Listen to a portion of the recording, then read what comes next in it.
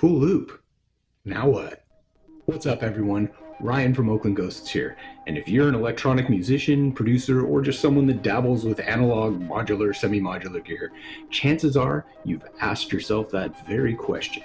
You've got a cool 4-bar, 8-bar sequence that you're really grooving on, but how do you spin that out into a more thought-out, structured song? Well, in this video, I'm going to share some tips and tricks that I like to use for composing and arranging electronic music, and ways that I like to take that cool loop and spin it out into a more thought-out song.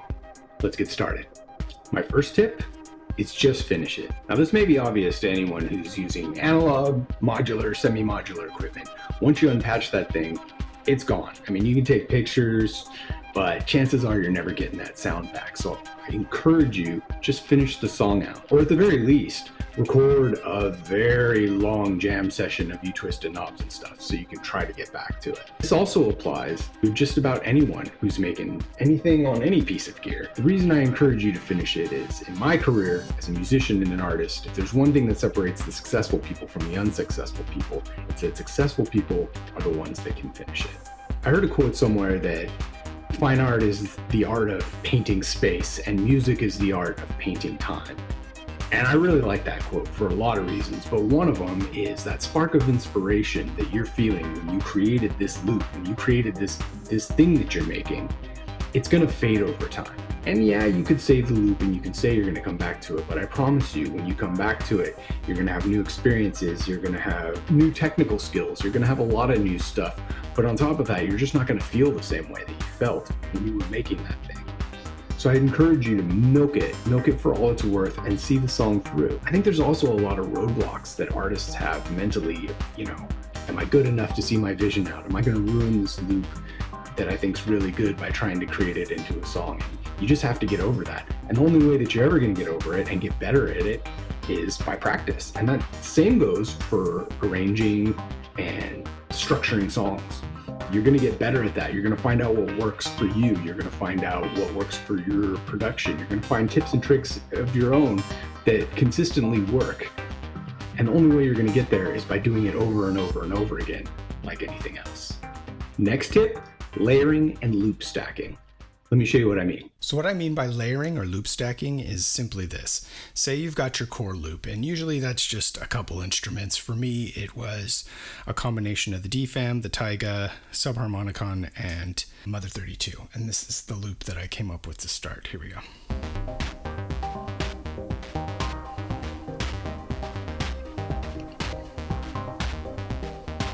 So this is my core loop. This is when I knew I had something that was kind of groovy that I wanted to build upon. So this to me is enough that I could vibe on this, turning knobs and feeling pretty good about it for a long time. But when I say loop stacking, what I mean is coming up with some more core elements, coming up with some other things on top of this that work with it, that you can stack on top, and you know it's going to work, but won't necessarily distract from this. It could be a melody, it could be a lead. A lot of times I'll start with rhythm. So the next thing that I would have added is, let me get everything reset. The next thing I added was just some simple drums. I didn't even have the kick yet or the snare yet, so it sounded something like this. So it's a hi-hat and kick pattern, basically. So I added that, right? This works especially well with rhythmic things like drums, because you can also take them away to create dynamics, right?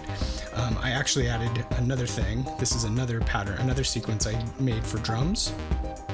Whoop, not this one, sorry, this one. There we go. Boom. See, it still adds more life, but it's still going with the groove. And I could take these things away at any time, strip them back, and it's almost like I'm playing a sample on top. So stacking rhythmic things like drums works especially well. And then the next thing I started looking for is like, what are some other little, this song's very rhythmic based. There's not a lot of straightforward melodies. So I was looking for little patterns that would work on top. Like here's another one we got. Oh, nope, this is vocals. Here we go, this guy.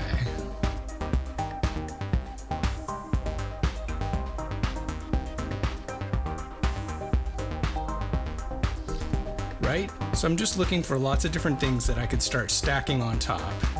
Here's another little thing. It's just like muted guitar going back and forth. What's this one? Oh yeah, some congos. Sure, let's add those on top. So these are all things that I can keep stacking, and I do this in the composition phase. I do this pretty early before I've even started arranging the song. And what I'm trying to do is create a bunch of different parts that I know are going to work on top of each other. I mean, this is pretty much the whole song. I have some vocal samples that I also added, but this was pretty much, I got to this point and I'm like, all right, that's enough. I can start arranging. And what I'm looking for is I'm looking for enough variety that I can create differentiation throughout the course of an arrangement. But also, my ultimate goal is to find something, this is the full stack. This is what I would consider the full stack. All these parts playing at the same time, I know works. So it's something like a climax that I could build toward, but it's also something I could strip away. I could break down parts, you know, I could kill, let's kill some stuff and see what happens. Boom. Now I've got a different part, right? It's like, so I'm looking for parts that all work together that I know I could add and strip away, and it makes it really easy for figuring out how I can arrange something. Drop back in.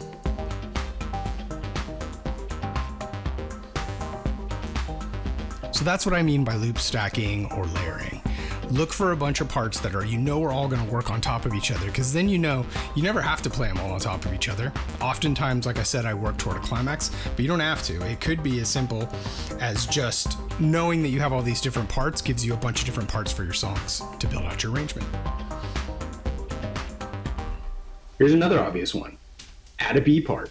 Now, in traditional music, that would probably be a chord change and a chorus. But even with electronic music or instrumentals that focus on one chord progression throughout the course of the song, you can still create a B part by adding a lead or an alternate drum beat or a different melodic element. This will go a long ways in creating separation between your parts, which leads me to my next one. This is the only formula you're ever going to need. Intro, verse, chorus, verse, chorus, bridge, chorus, outro. This formula has been used in countless hit songs and probably just about every song that you like. It can be applied to any form of music. So give it a try, or just use it as a basis to start your rough structure for your song. Here's another one that might seem obvious. Use a sample.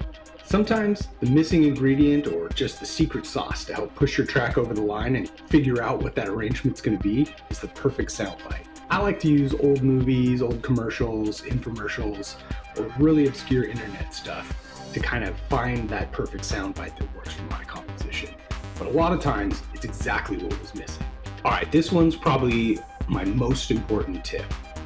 Tell a story. Now, in traditional music, pop, rock, indie, whatever, you would literally do that by telling a story with your lyrics. But in instrumental music, you can still do this. What I like to do when I'm creating a song is I try to think of what mood that places me in and what a scene in a movie might look like in that mood. And then I try to structure the song as a soundtrack to that scene playing out. By having a story, you're creating drama in your composition that's going to drive the listener's attention all the way through the end. Trust me on this one. Give it a try. This is the one I'd like to end on, and another one that I think is super important. The tip is walk away. It's really easy to get hyper-focused when you're really getting in the zone of arranging and thinking either A, this is great, or B, this is crap. Stepping away allows you to enter the room with fresh ears and a new focus. By stepping away, you're no longer focusing on, is that kick drum too loud, or is that snare too loud?